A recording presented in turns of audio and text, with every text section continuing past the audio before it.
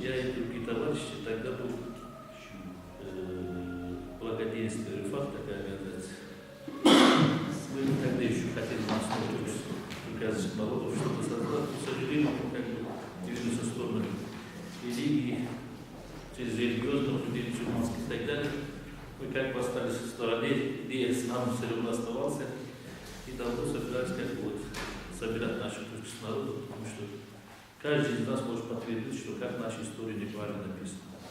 Каждый из нас может подтвердить, что как какие-то информации неправильные, как исторические, так культурные и так далее. Поэтому нам пора, так сказать, объединяться хотя бы в культурных рамках и защищать себя, свою историю, написать правду, поддержать, кто пишет правду, создать в рамках общественных политических движений. Если потом можем еще больше расти, будет еще лучше.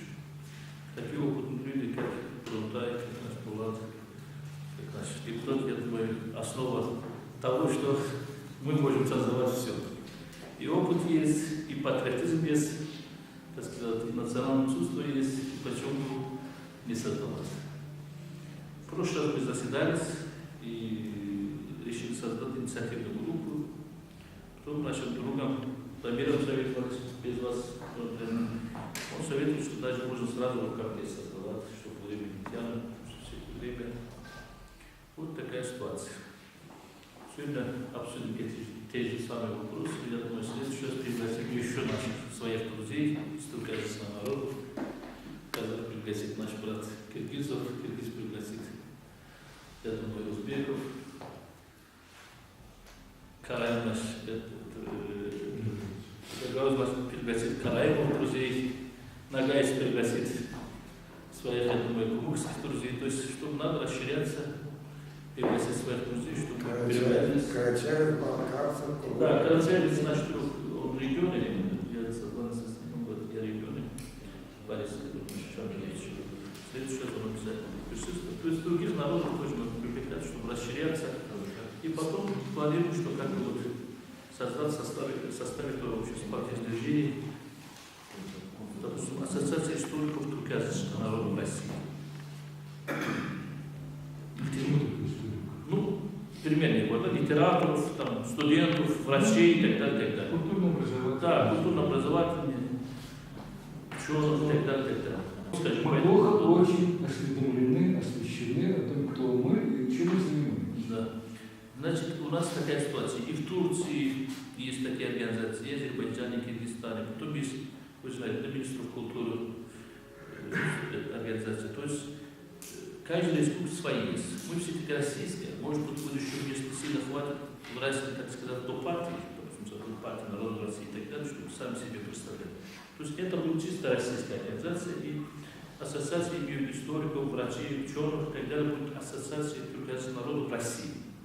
То есть есть в рамках российского законодательства и, так сказать, защищать свои права российских законодательств и исторические факты, так сказать, из российской литературы и так далее. Слово вам, Трунтай. Хорошо. Да. Во-первых, разрешите вас приветствовать на нашем третьем заседании круглого стола. Мы собираемся каждый раз новые люди приходят, чтобы задача заключается сейчас, чтобы узнать друг друга, послушать друг друга, кто в чем живет, кто в чем дышит. Вот. И чтобы постепенно у нас образовалось для создания инициативы ядро единомышленников. С этого все большое начинается с малого. Я вчера был на Прохоровском поле, где в годы Великой Отечественной войны произошло самое крупное танковое сражение. Там на Русской Дубине, когда выезжали пленным, выездным пленным Союза писателей России, более 70 человек. Участвовало там и местные, естественно, белоруссы, там буряне, соседи с Харькова, с Донбасса приехали, с Белоруссии. Вот. Там, конечно, было все очень грандиозно в свете прошедших юбилейных мероприятий, 70-летия Великой Победы. Все должно быть энтузиаст, Николай Иванович Шишов, бывший член Совмина Сосочков, благодаря его начинаниям там, и губернатор, естественно, там достойный человек, его усилия, и я учился в свое время, тоже поддержали, и вот создали, наверное, фактически в том месте радиозный офис, все, даже те, кто каждый год туда приезжает, раньше, после чтение происходит, Прохоровская поле, встречи в районах, в учебных заведениях, учреждениях и так далее. Это все очень полезно.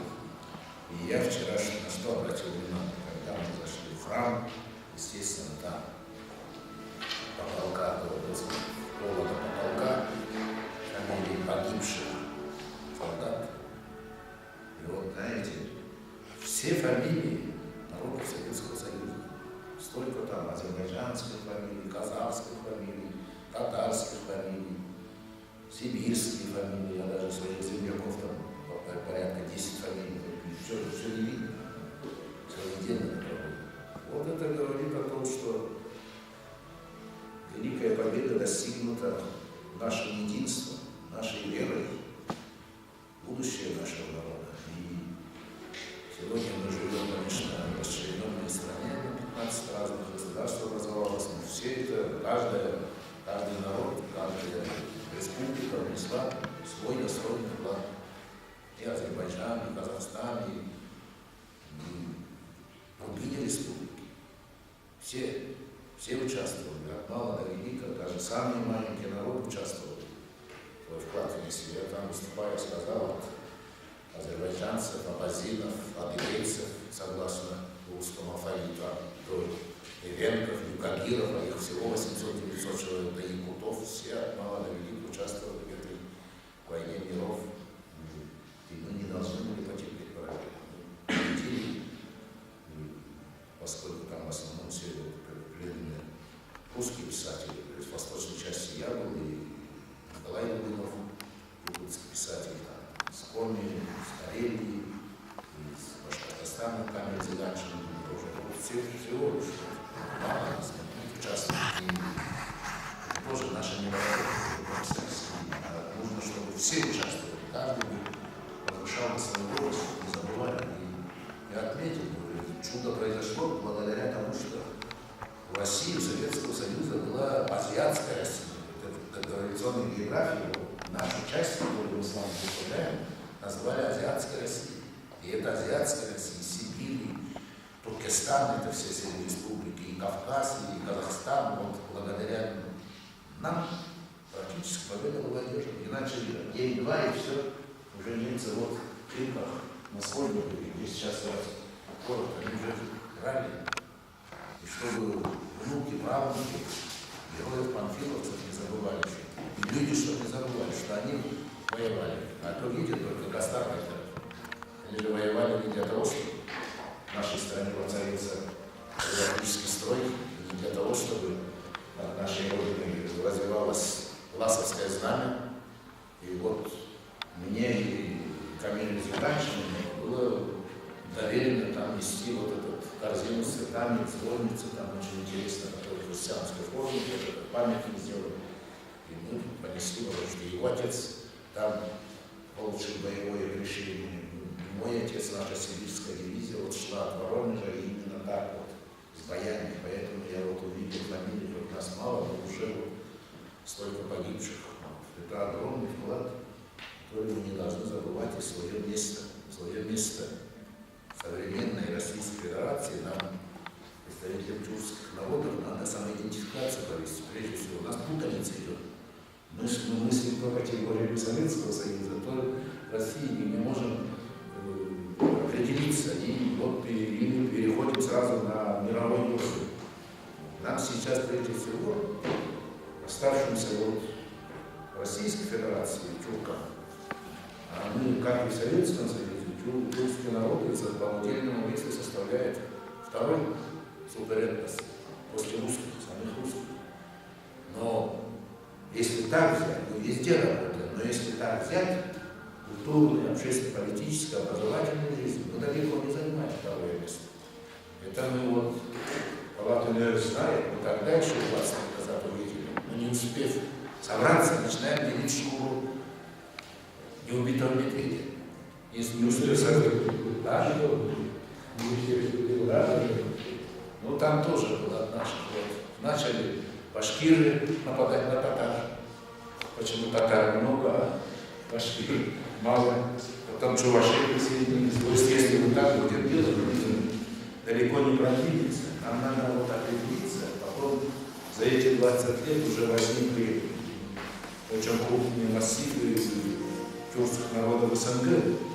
Это они уже россияне, уже дети родились, уже с российскими паспортами, то есть как бы качество. Тоже очень интересная позиция, потому что Россия не представляет свою материнскую кого, что слышал наш брат. Радышность. Терпение.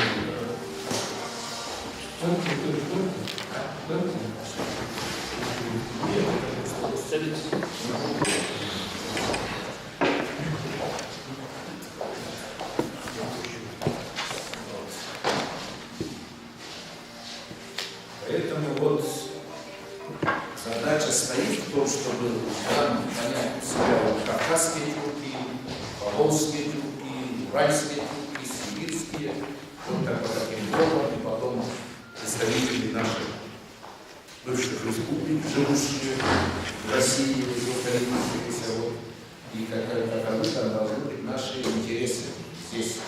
И прежде всего, конечно, нам нужно делать упор на культурное начало. Мы должны создавать культурное движение, общекультурное. У нас богатейшая культура, если в сумме сложить культуру нашего народа. Вот наши ученые, чуть что, значит, когда говорят о скифах, хотя греки писали, что чтобы общаться с ними, нужно 7 языков иметь. Нет, они все напирают на Ирану, и на иранизм. Я говорю, что на машине времени туда ездили и слышали, что они все говорят на иранском языке. Ну, какая-то группа скифов, безусловно, могла говорить сарматов, но тогда где же они, куда они потерялись на просторах Великой Степи, в Сибири? Да, конечно. Но это, видите, не хотели признавать, это не знаю, почему и для чего. Поэтому сейчас за эти годы и наука, и культура очень многое сделано для того, чтобы слой за слоем это все снимать. Сейчас общественность российская уже по-другому понимает и относится, и в этом направлении нам нужно работать. Нужно работать и по линии образования, и по линии культуры, по линии нашей духовной связи. Мы обладаем огромной духовной силой. Люди все очень разные, и внешне разные, и история шла разными путями у нас, и южным путем, и северным путем. Но где бы мы ни встречались, мы всегда друг друга узнаем. Потому что есть нечто такое, невидимое и неслышимое, которое нас сразу выделяет и дает возможность почувствовать друг друга, брата, сестру. И вы, наверное, это все тоже каждый день встречаетесь. Мы живем в большой многонациональной стране. И, естественно, наше место здесь должно быть серьезно. Мы сидим в историческом центре Москвы, здесь в татарском культурном центре, здесь когда еще было маленькое московское княжество, здесь были толмачи, дипломаты, все же здесь, вот в этих переулках, звучала тюрко-татарская речь, все послы здесь останавливались. Это наши предки основали. Вот. Еще Казанский каганат основали наши предки этот город. Он не Москва. Конечно, вот, конечно, в идеале было бы, надо неплохо было бы иметь свой культурный центр. Вот очень хорошо, что есть татарский культурный центр. 20 лет назад он функционировал. Сейчас начал работать, и мы видим, как и мероприятия проходят ежедневно, еженедельно, ежемесячно. А нужен, собственно говоря, общетюркский такой центр и с нашей кухней всех народов. Знаете, вот везде ходишь, везде в каждом закутке армянские, грузинские, все эти самые кафе, забегаловка, а нашего уже нету. А у нас богатейшая кухня. Вот это, чтобы мы могли увидеть, как мы прекрасно концерты ставить, встречи проводить. Или вам базу на ним встречать, Да, огромный, огромный, огромный. вот. Они построили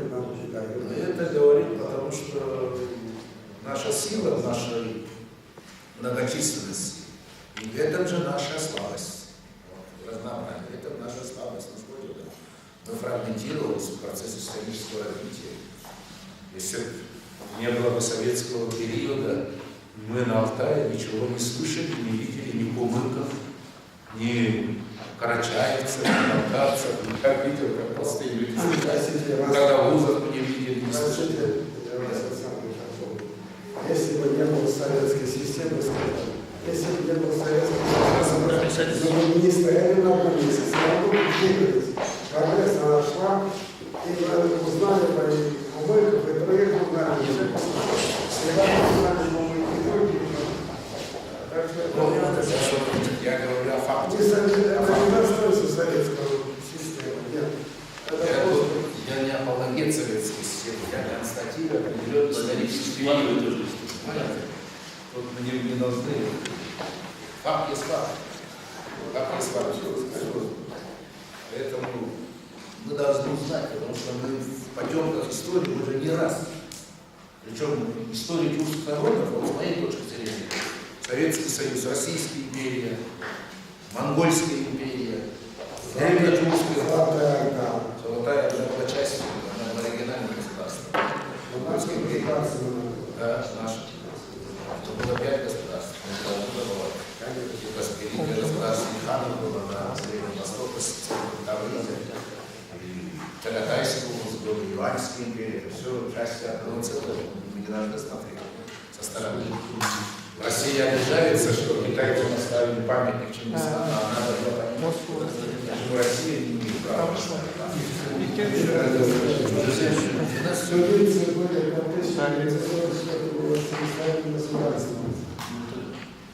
Я перед тем, как мы начали... Я закончу, что... все, пожалуйста. Вот на этой позитивной ноте я хотел бы сейчас вот закончить, и давайте будем обмениваться мнением. Да, вот мы смысл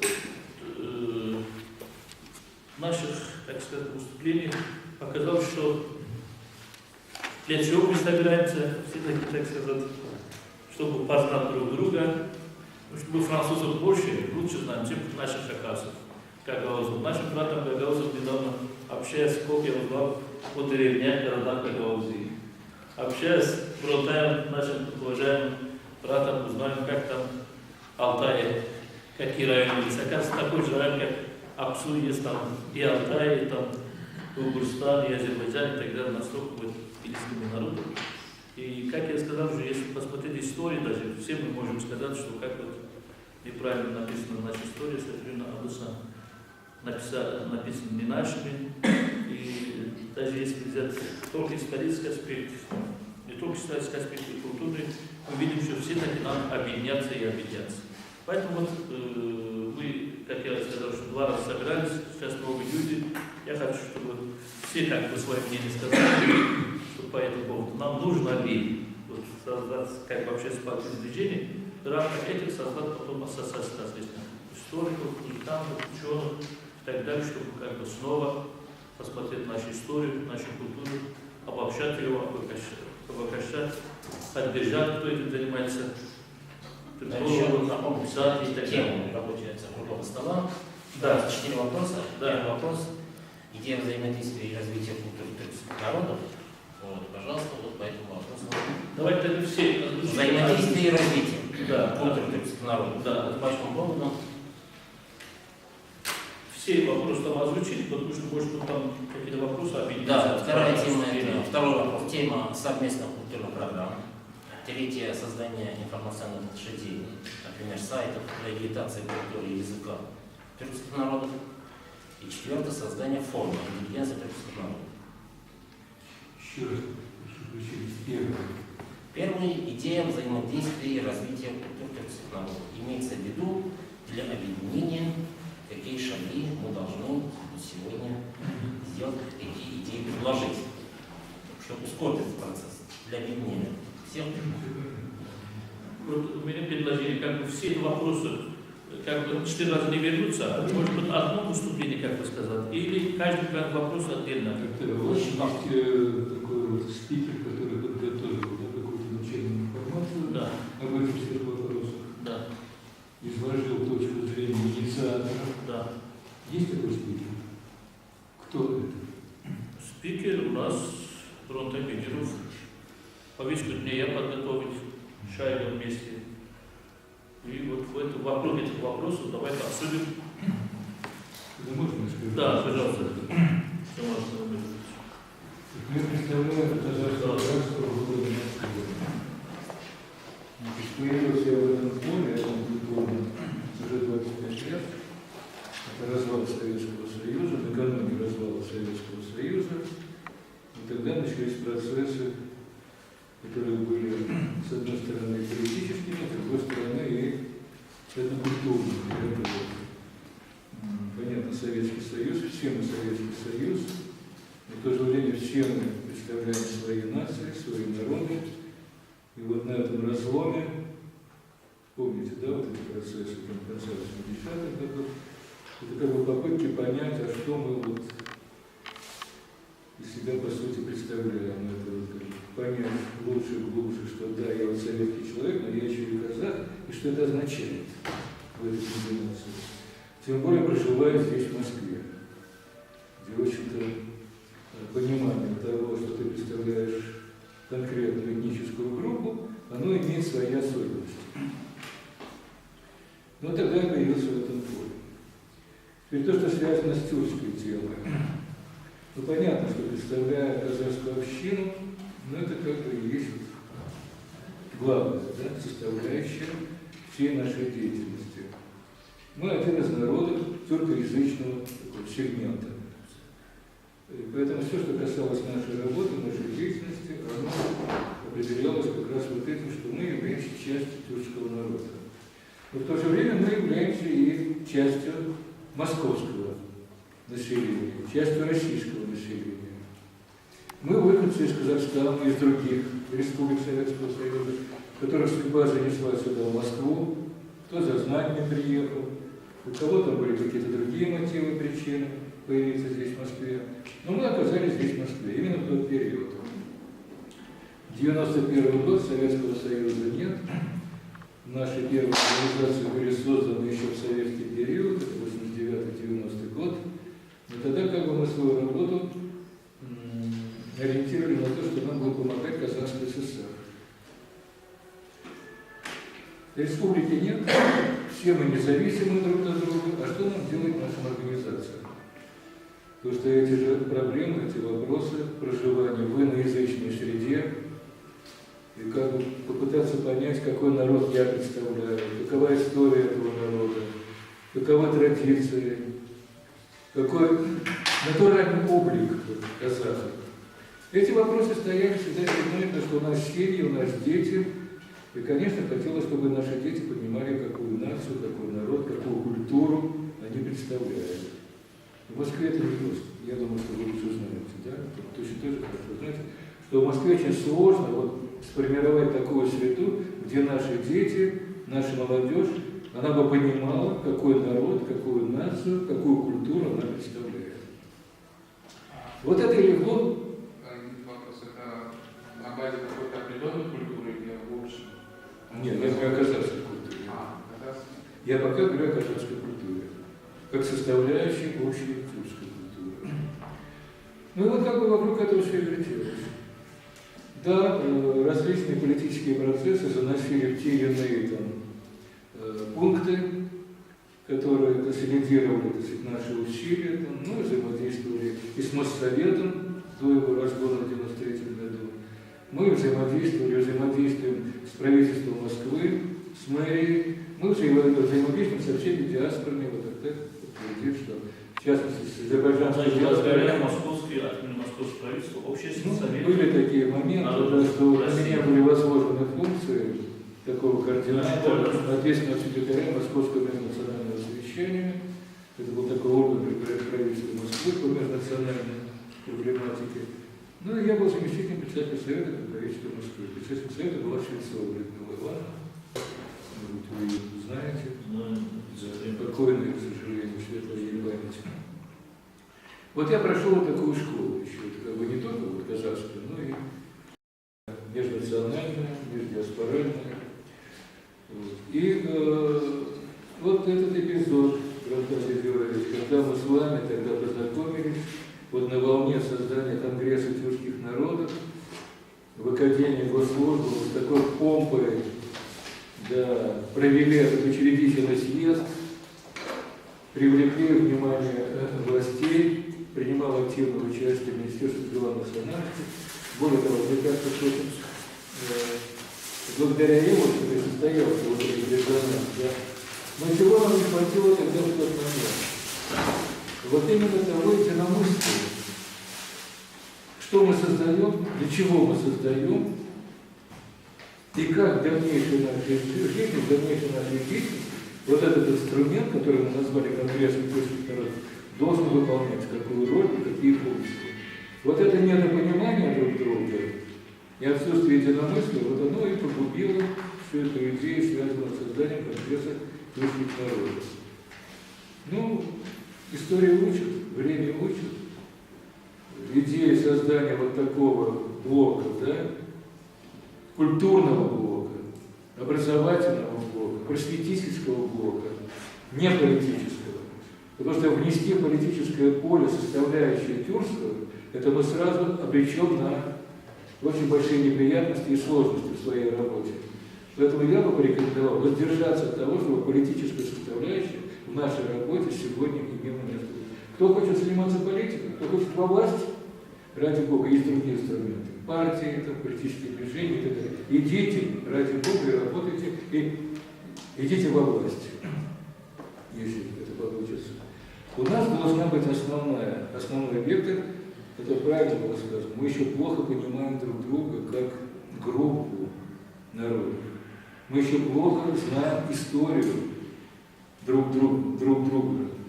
А чтобы сформулировать что-то такое единое, общее, не единое, а общее, в сегодняшнем мире нам надо лучшее понимание того, кто мы есть, но еще лучше, если мы поймем, чего мы хотим. Межнациональное, междиаспоральное.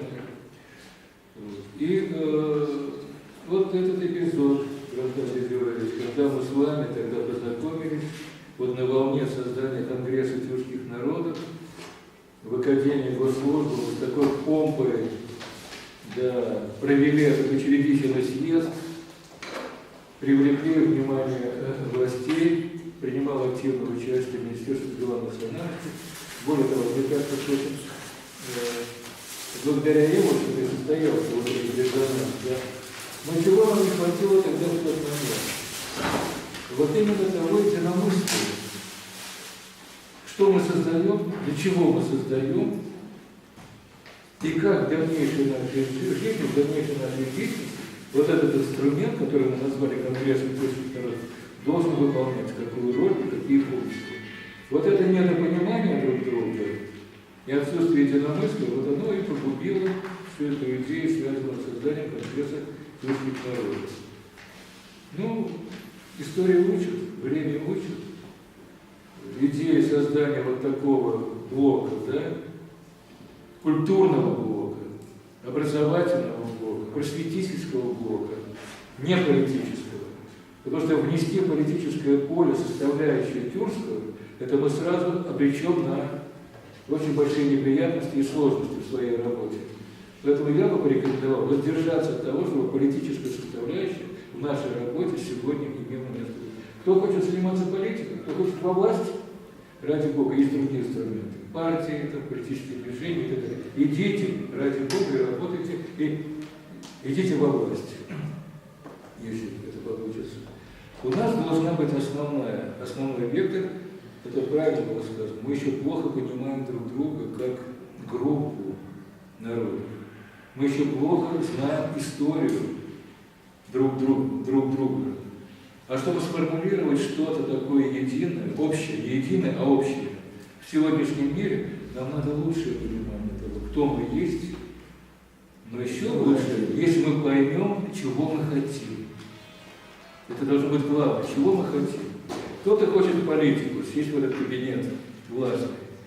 Кто-то хочет лучше узнать историю, культуру и своего народа, и других народов из этого сегмента тюркского.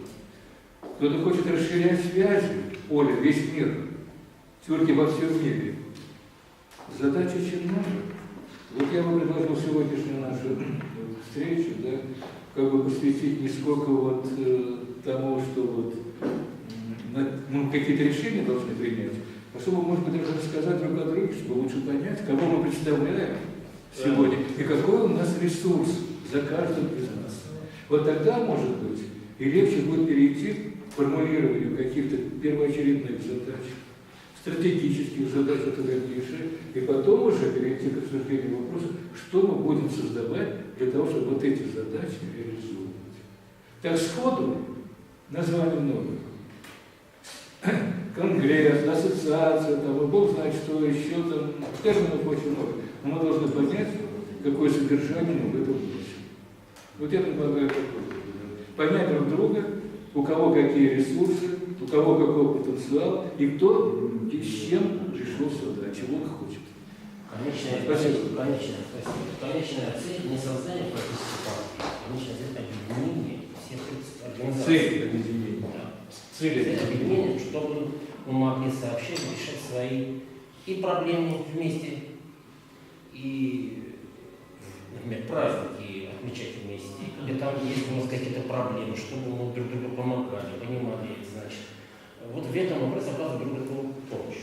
А то, например, я вот по себе скажу, когда вот, 80-е годы, начало 90-х годов, 20% земли Азербайджана был захвачен иноверцем, хаем и так далее, ни один тюркский народ, живущий в России, даже не смело сказал, что за счет азербайджанцев. Я не хочу, чтобы мы были равнодушны судьбам уйгуров, которые китайцы, с утра до вечера мучают там это самое. И к персам вернемся. В Иране каждый день по 15-20 азербайджанцев вешают из-за того, что они считают их сепаратистами. Они собираются, обсуждают. Давайте откроем школы, ну там, заняться проблемой языка и так далее. Сепаратист, значит, послезавтра это самое, на площадь. И вот эта проблема, что мы должны, вот, а что будет у гагаузов проблема? То есть мы хотим, чтобы обсуждали проблемы гагаузов вместе. Кто что может, чем может помочь. Информационно. Какие ресурсы могут быть? Ну, чтобы вместе работать. Вот когда есть одна идея, за все вот идею, как бы высказала организация, так называемое единство, да, и все мы все подчиняемся и работаем над этой проблемой. Да. Вот меня очень смущает вот это слово «подчинение». Понимаете, вот в нашем сознании почему-то, я думаю, что это исторически, объединение – это есть нечто такое, во главе которого кто-то должен быть. Я бы предпочел термин консолидацию наших усилий, консолидацию нашей деятельности для того, чтобы решать совместные какие-то задачи, совместные какие-то цели достигать. А объединение, ну, это объединение, это есть партия, объединение есть движение. У нас уже есть богатый опыт объединения. Мы объединяемся почему-то. Для чего объединяемся? Чтобы в обнимку ходить на Красной площади? Нет. Мы должны консолидировать нашу деятельность. У каждой группы, у каждого этноса, да, у каждой организации, даже в рамках одного этноса. Я просто могу сказать, что у нас здесь в Москве несколько казахских организаций, у каждого своя целевая установка. Мы не дублируем друг друга. Просто инициаторы наши собираются вокруг того или иного организационной структуры, они объединяют свои интересы. Но это не означает, что у всех казахов одинаковые интересы, что все казахи одинаково думают, все казахи одинаково живут, и все казахи одинаково видят свою дальнейшую перспективу. Нет, сегодня мир другой. В ауле жизнь одна, в Москве жизнь другая. Поэтому я бы предпочел термин не объединение, а консолидация. Консолидировать. У каждого из нас есть своя платформа, есть своя сфера деятельности, есть свой капитал, есть свои ресурсы. Нет, можно назвать по-разному. А поэтому в основе должен быть координационный центр. Должен быть координационный центр. Координация должна быть. Координация вокруг тех общих задач, вокруг тех общих целей, которые мы с вами сформулируем и положим в основу программы нашей совместной. Надо понимать, что мы предлагаем людям объединяться, во имя чего, зачем объединяться. Наши уважаемые Булат Мужчина, послушайте, хорошо, что его опыт. Я сказал, что от имени правительства Москвы я был свидетелем того, что сколько раз весь, не только тюркский вес в межнациональном отношении проводили собрания и так далее. Его богатейшего надо воспользоваться. Спасибо, что он пришел. Да, пригласили, что я думаю, что он в стороне не останется. Действительно, вот, сейчас мы вступаем в очень глубоких вещах, сказал, да, проблемы азербайджанцев, там, уйгуров, Китая и так далее. Это как бы мы не говорим, что политическую партию не создаем, все равно мы озвучиваем опять эту проблему. Урод Магомед очень хорошо сказал, что мы как бы для политической партии как бы не доросли и не нужно. Среди нас есть такие люди, какие-то, ну, завтра этим хотят заниматься, я думаю, и объединиться. То есть в рамках этого нашего совещания, нашей организации найдутся такие люди, соберутся, будем рады. Завтра 5, так сказать, юристов объединятся в рамках, так сказать, ассоциации предприятий народов. Вот за счет наших, так сказать, прав граждан. Опять будем рады. История будет собираться, опять же будем рады. Все-таки, да, я согласен по одному, чтобы консолидироваться. Я полностью подтверждаю его слов, что как вот казахский, так и азербайджанский, да, вот азербайджанский, очень много организаций. Кто-то культурой занимается, кто-то где-то писатель собирается, я где-то политический шаг делаю, да, где-то под религией объединяется. Есть. Никого нельзя заставить, что вот ты религией занимаешься, допустим, приходи здесь лучше заниматься. Нет. Здесь вот общетюркское, и в рамках этого же, как мы будем расти, кто-то пойдет в сторону, дай Бог, создадут политическую партию, я буду рад. Кто-то создаст ассоциацию историков, кто-то создаст, как сказал, ассоциацию адвокатов и так далее. Поэтому нам побольше наших привлекать, вот это все как будет общественное движение. Всегда-таки начинаем с того, что познать друг друга. Часто завтра, допустим, татарским Сабантуе больше узнать о традиции, допустим, татарских народов. Послезавтра казахских народов, послезавтра в другом мероприятии. То есть побольше нам через культуру узнать. Можно мне сказать? Да, пожалуйста, что вам представляете. Я занимаюсь проблемой национальными трудовыми. Скажу, с 70-х годов. Когда первый раз, вот в 79-78 году организовали татарскую самодеятельность, у нас возникла сразу проблема. А где помещение? А потом помещение а где взять деньги, оплатить в конце месяца, там они будут планировать, у нас не могут работать бесплатно. Вот. Начали хлопотать, начали писать, все это должно быть, все в Советском Союзе, в Конституции написано, все разрешено, ничего не запрещено. Раз, значит, не запрещено, значит, можно добиваться. Но начал добиваться. Написал, туда написал, сюда написал, туда написал. Везде написал, потом меня вызвали в КГБ. Вызвали, говорят, вы что туда пишете, антисоветчину несете? Я говорю, какое антисоветчина? Вот книга песен, татарские писатели, поэты советские написали стихи. Советские композиторы написали музыку, а мы, татары, поем эти песни. Нельзя, что ли? Он говорит, можно, а можно так, ну, а где петь? Ну вот что, ну тогда у нас еще из Москвы парк был, мы там собирались летом. Помещение в парке можно собираться, а там этот колокольчик висят, и с 4 до 8 это колокольчик у нас глушили там, то концерт, то еще, ну невозможно было друг друга слышать вот так, понимаете, настолько колокольчики работали мощно, и не слышать друг друга, так что и там невозможно, кусты надо идти, поговорить. Вот все возник, все вот, начали самодеятельность попеть, уже получается политика. Вызвали там вот это. На целый кипр написали на меня доносы. Да. Вот. Начинается изучать татарский язык. У нас нет этого самого.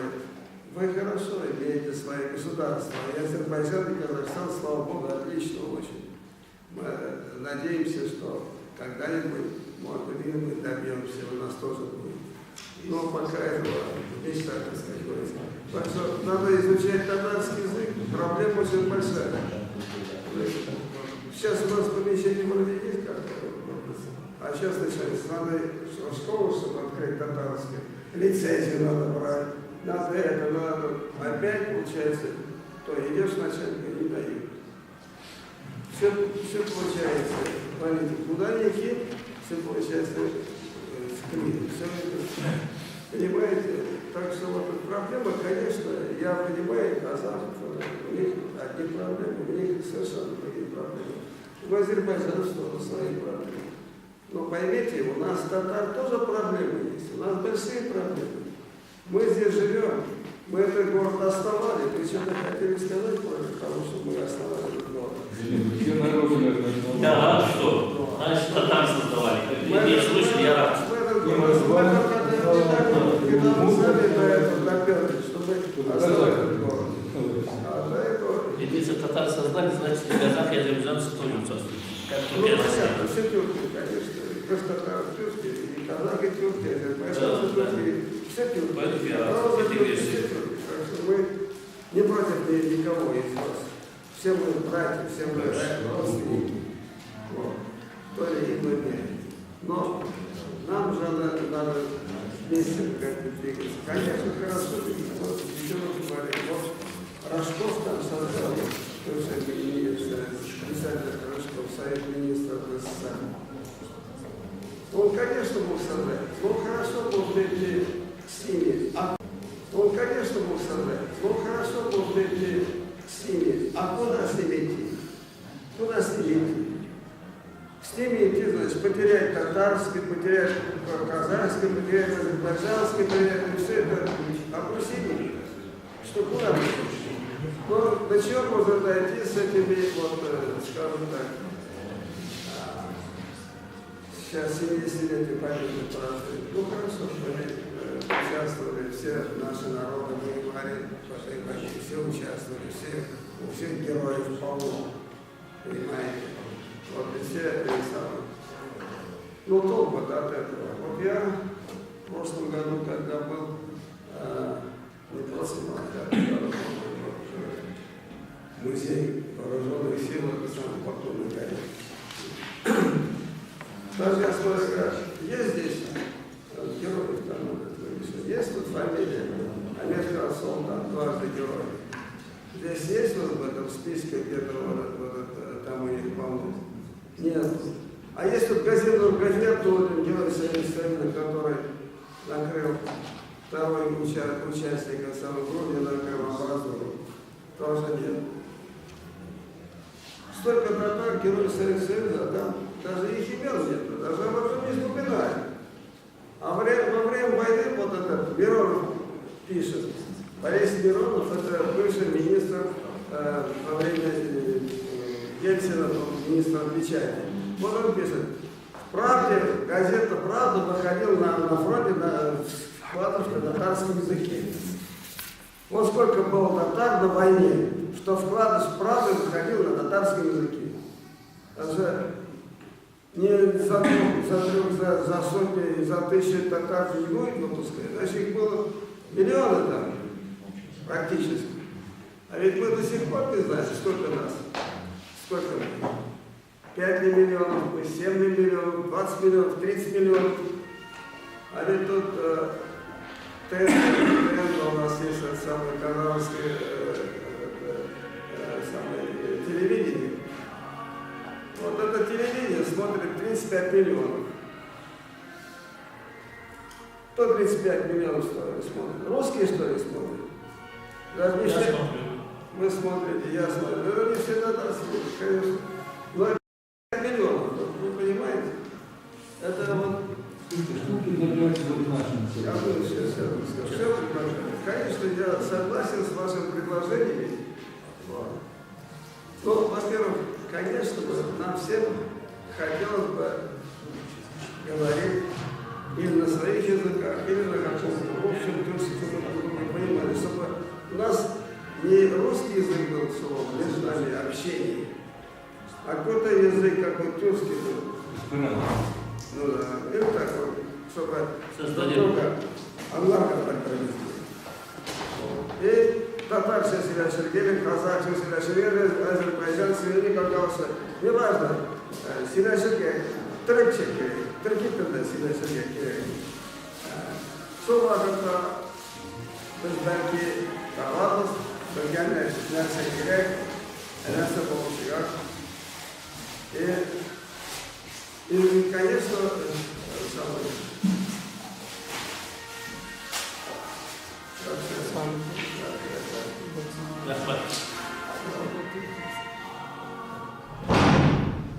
конечно, хорошо организовались, мы собрались, действительно говорят, какую-то надо создавать. Уже я помню, вот это еще в Москве в 90-м году, 1990 году создавали ассамблею мирских народов. Там было это самое Алзасуй Неров, это работает. Ну, успешно работать, неуспешно, это уже вопрос здоровья, а то, что действует и существует, это нормально. Ну, конечно, вот начать работать это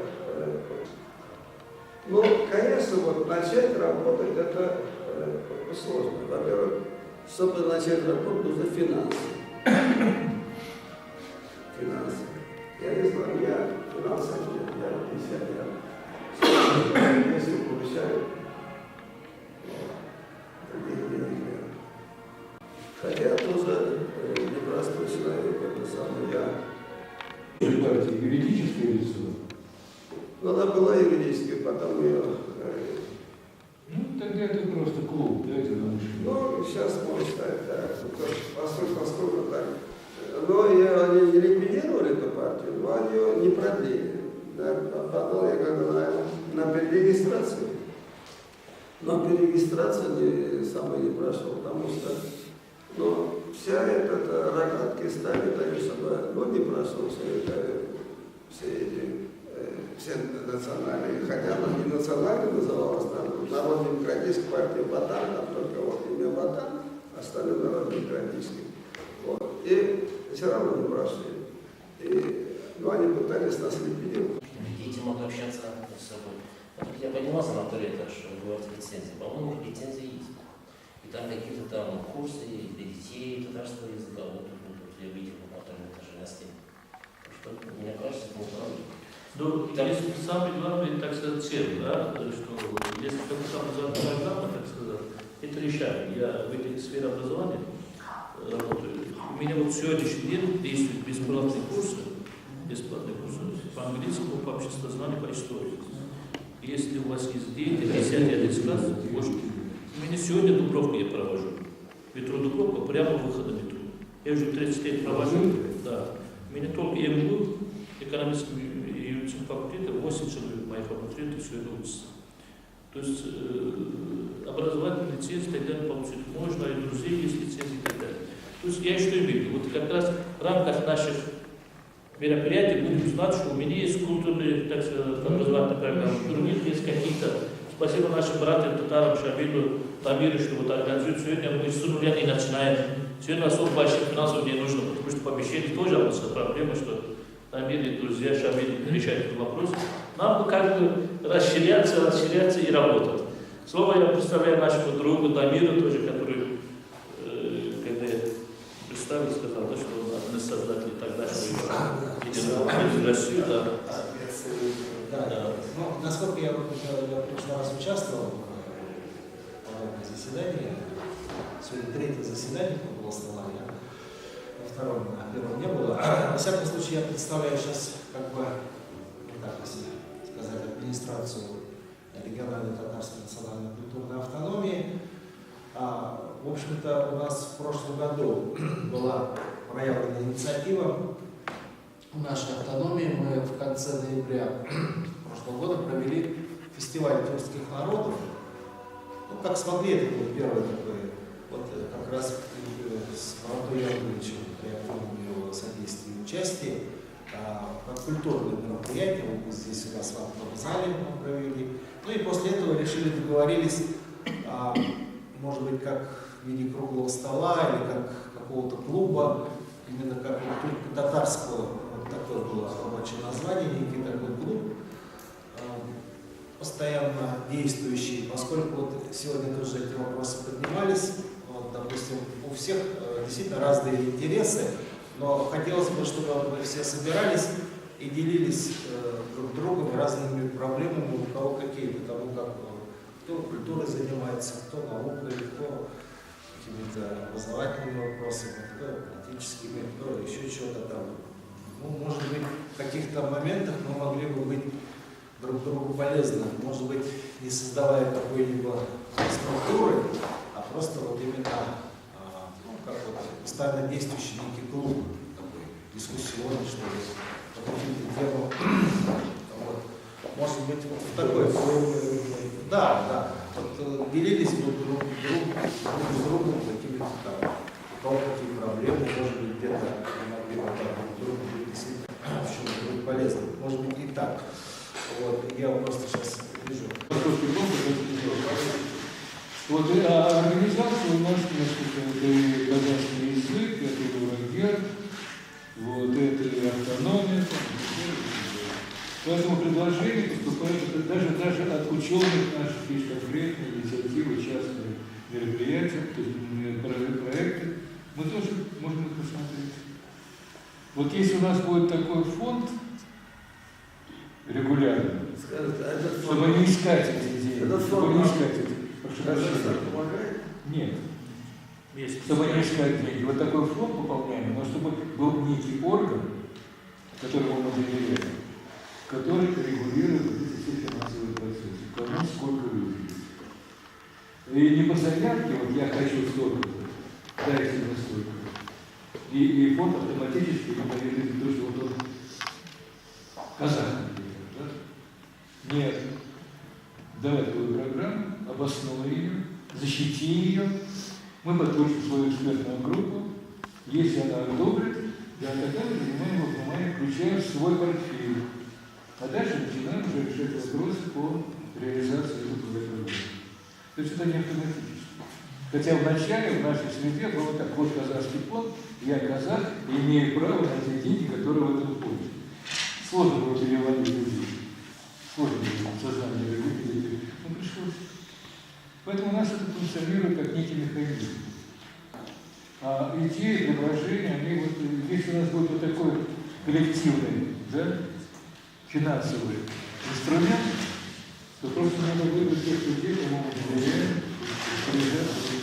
и регулировать все те вопросы, которые связаны с институцией. Но для начала надо образовать какую-то структуру, создать и собрать людей. Спасибо большое. Слово предоставляется нашему уважаемому другу, президенту Гагаузу. Спасибо. Слово, так что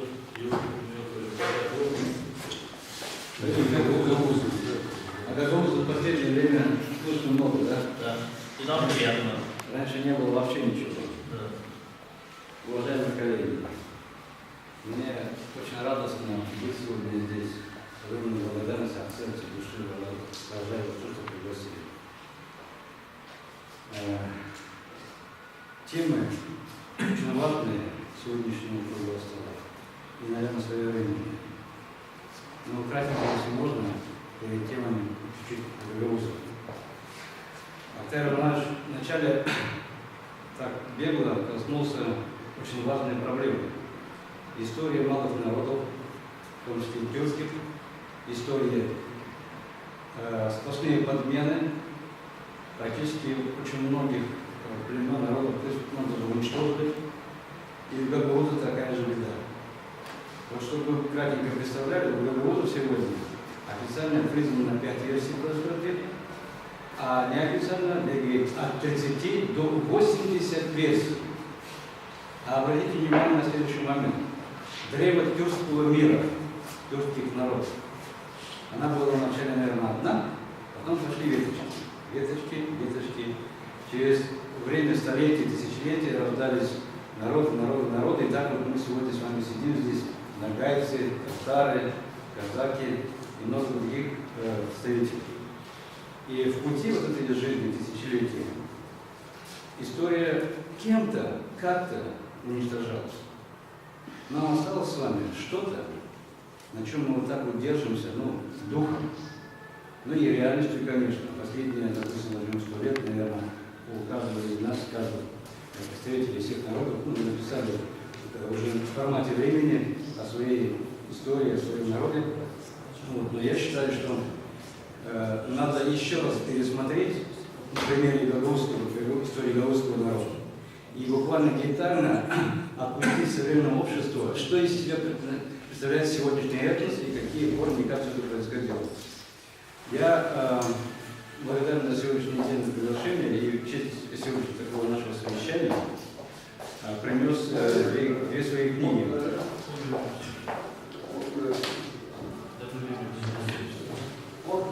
И есть предложение от всех нас, от имени сегодняшнего именно собрания, но и от Гагауза оставить в библиотеке Татарского культурного центра здесь книги, чтобы каждый мог, кто захочет, читал. Вот первая книга – это история, краткая история происхождения Гагауза. Вопрос идет о возрождении, так скажем так, исторической справедливости в последние 2000 и даже до нашей эры. Это такая книга. И узы, истоки гагаузского языка, она делит. Здесь я главным образом сделал акцент на то, что гагаузы не только имели свое государство на Балканах, что гагаузы не только имели свое государство на Балканах, а у них было свое письмо, как и многих из вас. И я, кстати, вот в этой полученном приглашении, вот вижу буквы, тюркские буквы. У гагаузов было письмо, и в этой книге я развернул толковые буквы, чтобы можно было использовать, чтобы можно было прочитать вот какие-то письмена древние, ранние. И в этой книге я хотел, чтобы они остались. Касаясь истории, уважаемые коллеги, вот обратите внимание, сегодня 21 век, мы с вами собрались в Москве. Россия – многонациональная страна. Тюрки не только в России, тюркский народ, но и по всему миру. И нас очень много. Конечно, судьба каждого народа, ну, по-своему, ну, как сложилось, так сложилось. Но вот эта встреча даже, и сама идея, диалог культур тюркских народов, она дает нам возможность создать некий новый посыл не только дружбы, но и обмена опытом. Традиции, культуры, песни, танцы, обычаи – это все хорошо. Но есть один момент. Мы живем с вами сегодня в современном мире, и каждый из нас, все наши соплеменники, дети и будущие внуки соприкасаться будет с чем? С реальностью. И вот эта вот встреча – это, возможно, начальная площадка труда для того, чтобы, может, вместе даже организовать какие-то программы дружбы между нами на основе современных всех потребностей или требований. И вот в части моего предложения я бы хотел вот в первой встрече вам еще кратенько, как в виде продолжения, по всем темам, они все пересекаются с теми возможностями, которые у нас есть, в частности у меня. Значит, но дополнительно то, что я президент Союза Гагаузов, еще представлю следующий момент моей жизни. Я занимаюсь разработками технологий в сфере безопасности. И это область психологии и другая. Охрана, телохранители. Касаясь истории, касаясь языка, хочу вам сказать, что мне удалось за последние 30 лет восстановить очень многое потерянное, еще сформированное в гагаузском государстве на Балканах. И один из самых главных моментов, еще когда в гагаузском государстве было, это здоровье человека. И вот за последние 30 лет я уделил внимание развертке, возрождению тех технологий, как сегодня в русском языке технологии, да, той культуры оздоровления человека. Развернуто очень много программ, направления для детей, для беременных женщин, для детей, направления для детей, для беременных женщин, для детей. В общем, от школы включая до возраста человека. включая армию, силовые структуры и тому подобное. Но самое главное, я считаю, сегодня есть такая возможность, я с уважением выделю на это весь ресурс возможного и невозможного, это поделиться опытом части безопасности. Вот смотрите, мы живем здесь, в Москве, в России. Мы сталкиваемся с многими непониманиями. Ну, чиновники – это отдельная тема, но непониманиями простых людей между собой. То есть сегодня уже отдельная тема, но непониманиями простых людей между собой.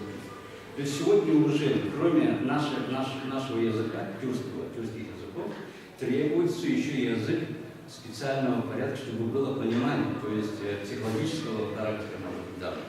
И вот в ключе этого, да, я хотел бы сказать, что можно было бы, наверное, вот, объединившись, предложить всем нашим соплеменникам определенные методы, способы развития дополнительных качеств человека. Касаясь и не только психики, но и физического тела. Но вот разворачиваются все технологии озрения человека, я как бы базы, ну она понятна обществу, единоборство, да? У нас же всех с вами есть борьба гюриш. Борьба гюриш в свое время, вот смотрите, и тогда, и сейчас есть такие моменты гюриш и единоборства, через это можно общаться этнос с этносом. Не просто соревнования, да, но общаться, обмениваться. И не просто красотой этой борьбы, но и глубиной, нравственной основой. И вот за эти 30 лет мне удалось развернуть единоборство узов, я их называю узы русы.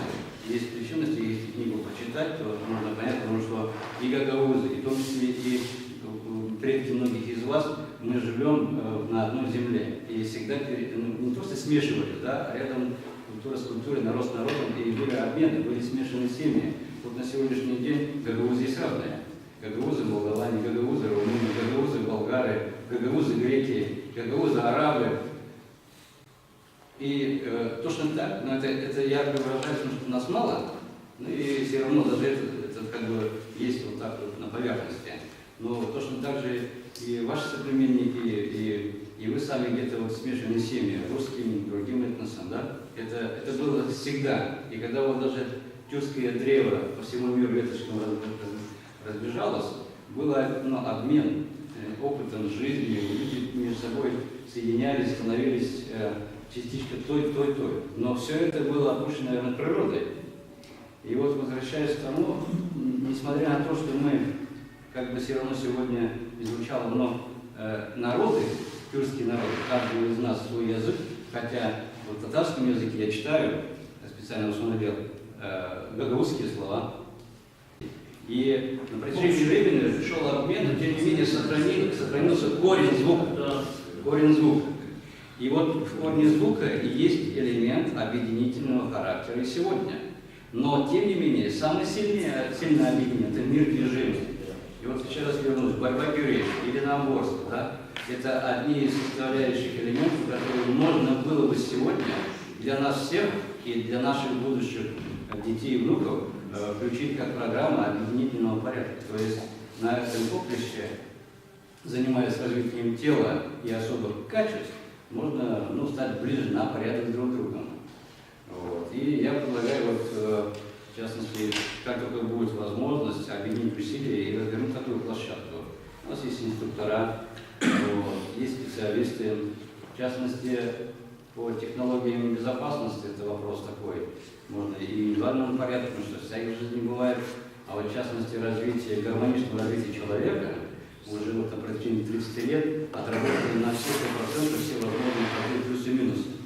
Обратите внимание, на сегодняшний день в России, в частности, единоборство, да? Китай, корейское, американские, это значит, других народов, скажем так, восточные части, да, здесь развиваются. Вот скажите, народов, скажем так, восточные части, да, здесь развиваются. Вот скажите, а есть единоборство тюркского? То есть я имею в виду единоборство не борьба, только гюриш, да, а вот такое боевое направление тюркского. А? Так вот, я сегодня здесь с вами сижу, да, я собрал не гагаузское единоборство, а собрал из тюркского славянского мира единоборства, которые были еще в нашей вере. и восстановил полностью. Выйдет еще книжка об этом, уже у нас сейчас в печати, вот такая же она большая, да? И там я показал вот эту 30-летнюю практику. Я ее восстановил, сделал апробацию под время. И если говорить о тюркском языке, в том числе вот здесь алфавит и единоборство, то связь была не только движений, да? Борьба, прием, захватил, бросил, ударил. Но связь была на уровне пояснения анатомии и психологии. Можете себе представить, это у нас в тюркском мире. Каждое движение это была органная система. Человек, занимаясь, знал, что он делает. Кстати, вот возьмем элементарно кухня, да? У каждого из нас своя кухня.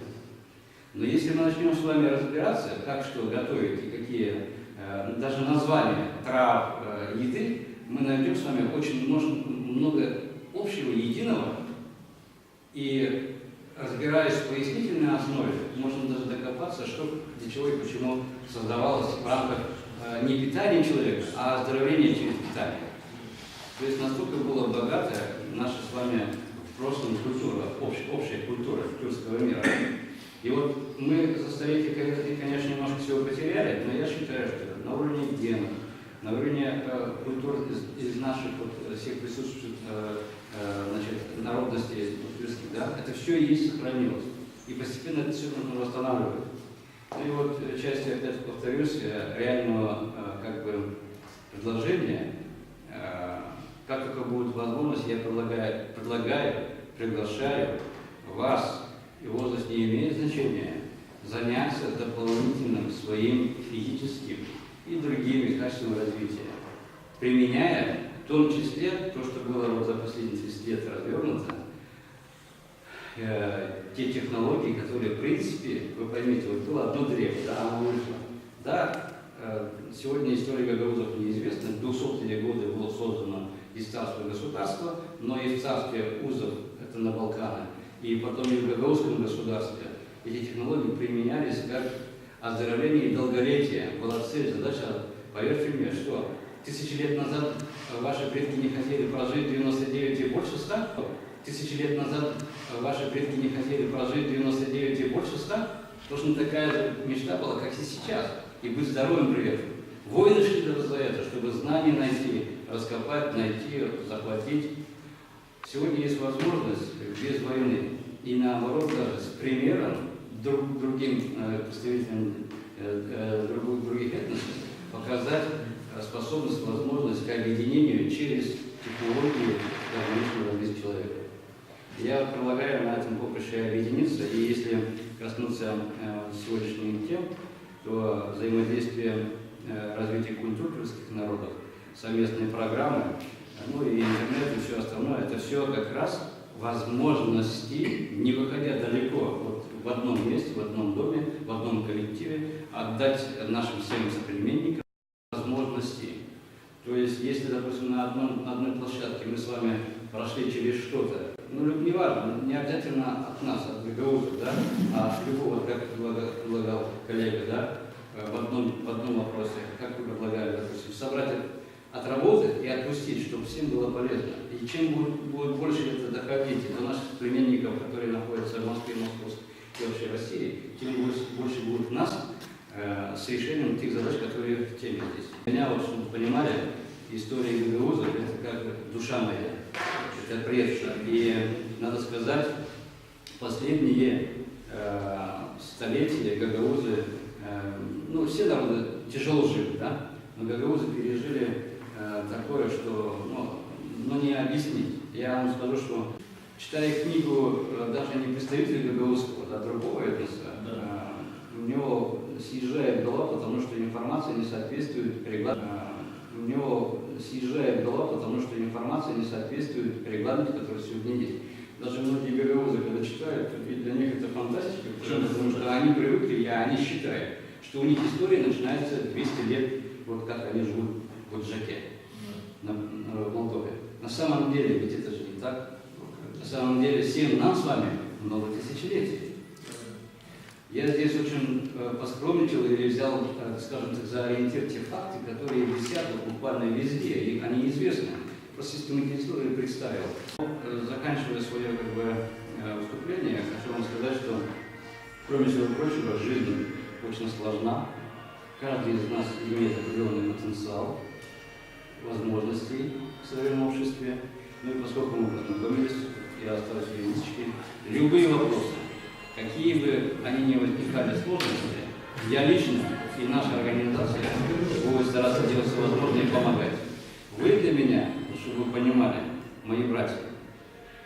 И братья, представьте на минуточку, братья не сейчас познакомились, да, а видите, на все тысячелетия прошлого. И мне будет интересно с каждым из вас поговорить не только о истории Гагауза, а о вашей истории, как все было. Потому что, зная о каждом из вас чуть больше, я буду больше богаче, мой народ будет больше богаче.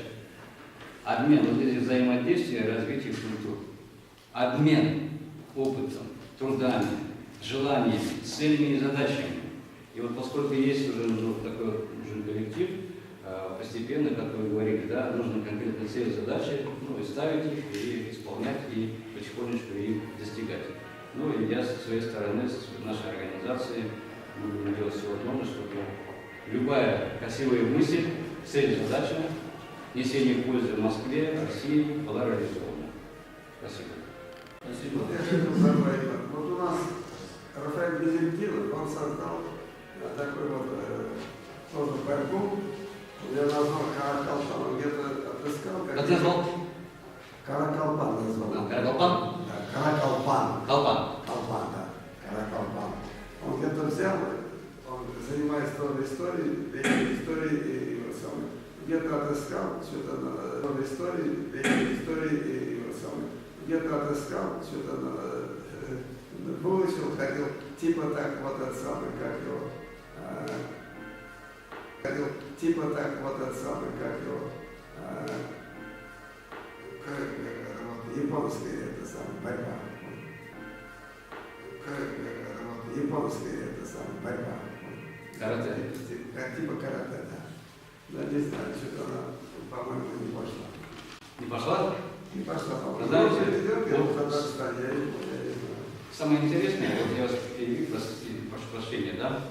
Значит, в свое время, давно-давно, вот Алтай, у нас есть представительство Алтай, в слово Алтай входила не только сегодняшняя территория, но и большая часть Китая и даже Тибета.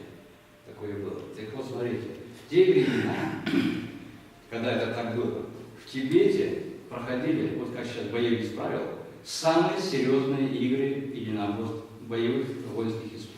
Именно в Тибете проходило. И тюркский мир в этом участвовал, и не на последнем, а наравне со всеми теми потребностями и умениями. И в тюркском мире единоборства занимали, вот мы потеряли многое, занимало очень сильное место, но не только в воинстве сражаться на поле, но и в части развития человека.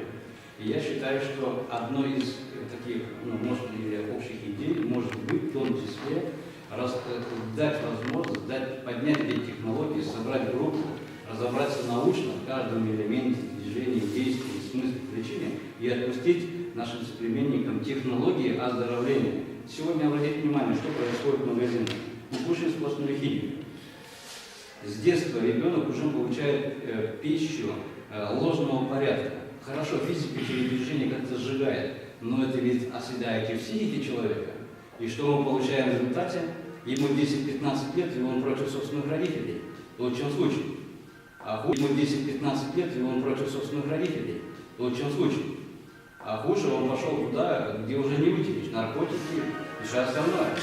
Так есть возможность через технологии, в том числе учитывая вот это вот беспорядок продуктов питания, ну и много-много другого, что в обществе есть негативное, нехорошее, защитить, дать другую опору поколению, через себя пропуская. Так что вот я предлагаю... Я прошу прощения, спасибо. Вот по поводу тысячелетия истории тюрков, в Азербайджане у нас есть группа ученых, историков, которые изучают историю тюрков за последние 7 тысяч лет. Очень серьезно работают, очень много книг на азербайджанском языке. Вот. Но, к сожалению, мы пока еще азербайджанской диаспорской организации не нашли средств, чтобы перевести ее на русский язык, чтобы сейчас мы тоже могли бы раздать. Между прочим, очень серьезно работает. Из них там профессор Фрюден Джериров, если вы знаете, там Каферман, там очень много таких антропологий, археологии, очень серьезно это самое. Тоже можно перевести на русский. За 7 тысяч лет? За 7 тысяч лет. На Забарданском только, да? Ну, они, к сожалению, переведены не на русский точно не переведены. А на турецкий, да, на турецкий. Там они там турецких каналов очень обсуждают, приглашают, вот идет передача. А вот у нас... Эта тема давно есть. Это времена Ататюрка создан. Это начинается от Мао, разбирается, это материка Мао. Вот отсюда. Эта тема, потому что я хотел сказать, что общий язык сам приемлемый, это турецкий вариант языка. Потому что огромная библиотека, огромная история Турции. Вы не представляете, сколько империи, все, начиная с 4 тысяч половиной лет, все истории сохранились в Турции. Это все документальные. Турки сохранили. Вот туда уже сохранились. Турции есть обычаи, традиции. Там государственный был. В севере. Это не только это, поэтому они империя сохранили до конца. Да. То есть Оғузы, это все как собрали. Начиная с Сальджука, до период 4,5 тысяч лет истории, документальной истории сохраняется. Документальная история. Так, можно мне сказать? И Крымская Меня уже не дойдут, наверное. Можно сказать? Всех услышали. Пожалуйста. Я в прошлый раз был на одном совещании, и меня вот идея объединения всех языков, объединения культурных ценностей тюркских народов России во имя блага той же России очень привлекает. Я директор издательства «Ницан». У нас очень много выходило и раньше книг по истории тюрков, языкознанию, и не только татар, но и других, в общем, тюркских народов России. Но я в первую очередь хотел сегодня сказать следующее. Сегодня очень знаменательный день. Наверное, я поздно пришел, наверное, мы уже об этом говорили. День 70-летия депортации крымско-татарского народа. Это наша душевная боль, которая не проходит не только, наверное, у крымских татар, но и у нас то же самое. Мы так же, как и они, горюем о том, что было в то время, тем 70 лет тому назад. Можете себе представить, когда за одну ночь никакого разбора нет. Всех подряд, и если ты не идешь, то под угрозой расстрела, тут же на месте. Это наша боль. Я бы хотел вот здесь вот вместе с вами почтить это безобразие, это событие, которое было в истории тюрков, не только крымско-татарского народа, а минутой молчания. Давайте помолчим. Прошу память.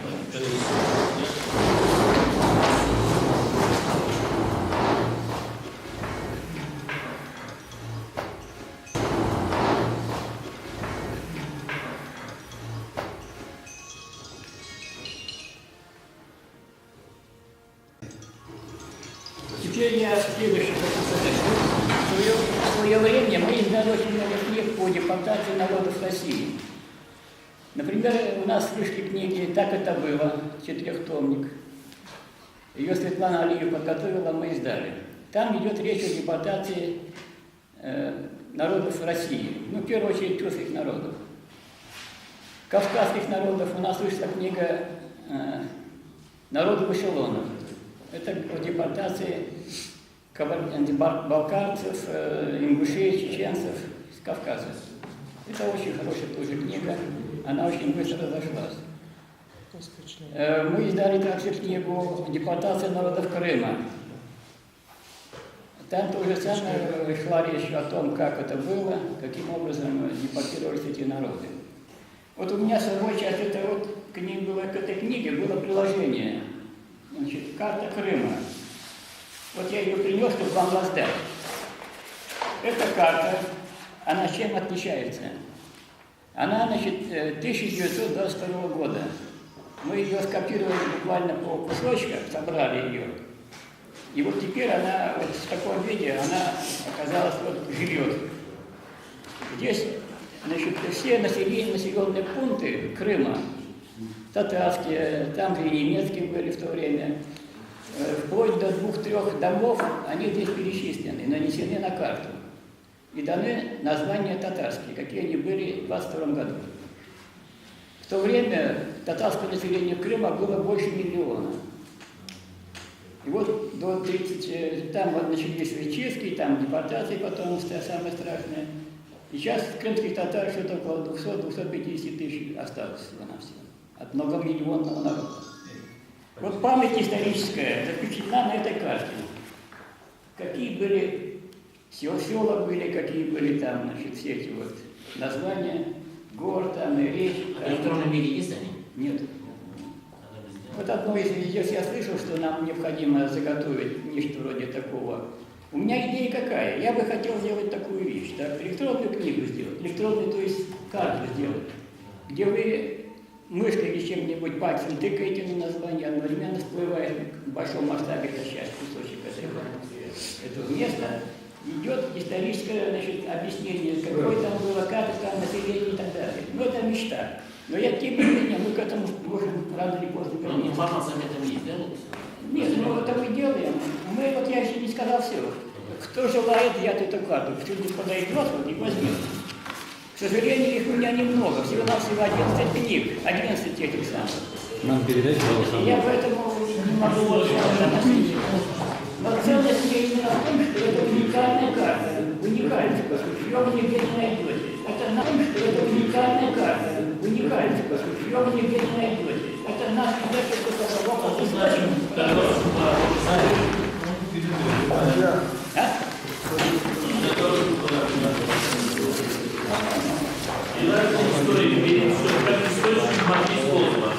Но я думаю, что когда-нибудь, если мы с вами вот все коллективным разумом придем к каким-то решениям, безусловно, эта карта будет жить.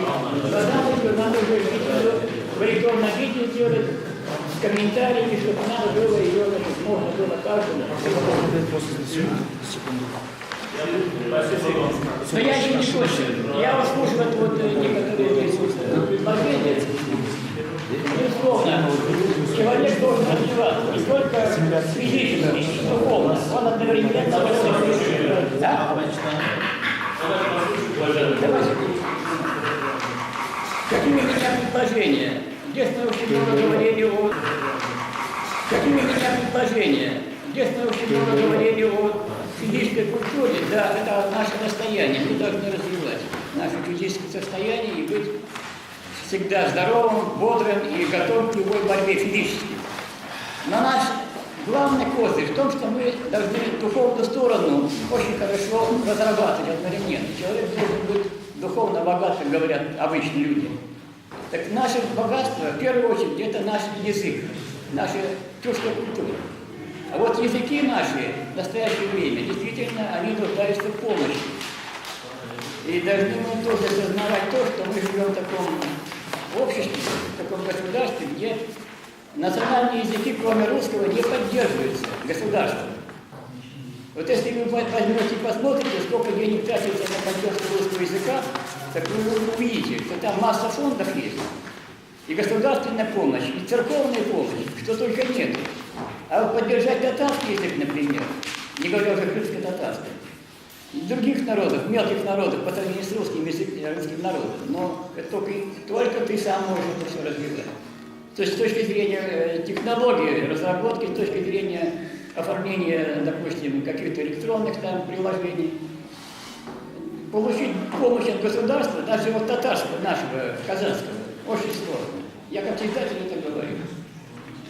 Поэтому нам надо думать, вот надо было бы хорошо разработать нам все вместе эту дорожную карту, как говорят, так и план действий по разработке учебников, в первую очередь электронных учебников для своих людей.